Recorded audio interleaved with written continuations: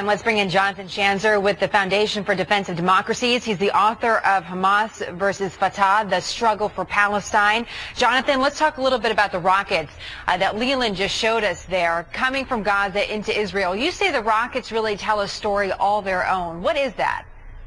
Well, Jenna, what we've seen over the last 10 years is that Hamas has been firing shorter-range rockets into Israel, and every time it happens, you don't see the Israelis going in and trying to root them out. We have a very interesting story right now, and that is that Hamas tried to smuggle in, and actually succeeded in smuggling in, what one official described to me as game-changer rockets. These are called Fajr 5 rockets. They are Iranian-made, and about 100 of them were imported into Gaza via Sudan, it appears.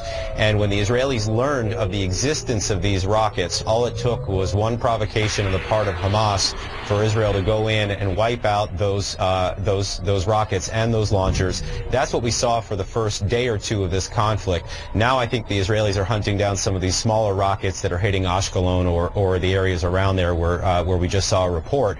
But bottom line is, it was these game changers that prompted this attack. So a lot there. Let's talk about bits and pieces of that, Jonathan. First, the rockets coming from Iran, but through Sudan into Gaza. Is that the path? That is the smuggling route. It will go from Sudan, we think probably from the outskirts of Khartoum, up through Port Sudan on the coast, up into Egypt, across the Sinai Peninsula, into those tunnels, and then into the Gaza Strip. So is Egypt complicit in this?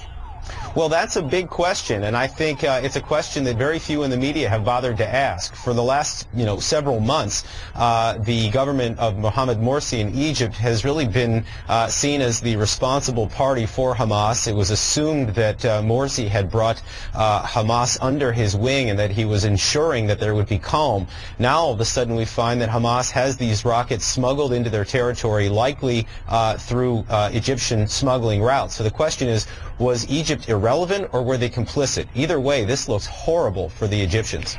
Of the rockets that were smuggled in, to the best of our knowledge, and a lot of this depends upon intelligence that maybe we don't have access to, Jonathan, but are all those rockets that were smuggled in, the longer range rockets, have they been destroyed by Israel, or are there more out there?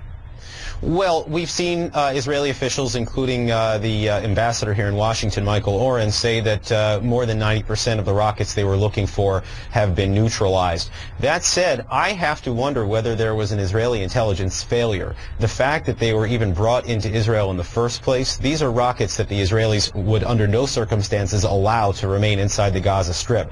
So my question is, how long have they been there, and do they have a real handle on how many are left? We see the occasional one fired still, which suggests that, of course, Hamas still has a few in their possession. What is the goal, Jonathan? You've traveled all around this region to Gaza and beyond. What is the goal of these rockets, these type of rockets being fired now? Well, it's unclear to me because, Hamas knows they can't win this war. What they're doing is flexing some muscle. They're demonstrating that they are the leading party within the Palestinian people. To a certain extent, one might argue that they're trying to upstage the PLO. Of course, the PLO is about to declare a state at the UN later this month. They're asking for an upgrade of their mission there. And so Hamas may be trying to steal the thunder of their rival, the PLO. But one knows for sure that they cannot destroy Israel. They can't defeat Israel here. In fact, what they're inviting is potentially a ground operation which would devastate the Gaza Strip. So much more to talk about, Jonathan. We never have enough time, but we look forward to having you back as always. Thank you so much. My pleasure.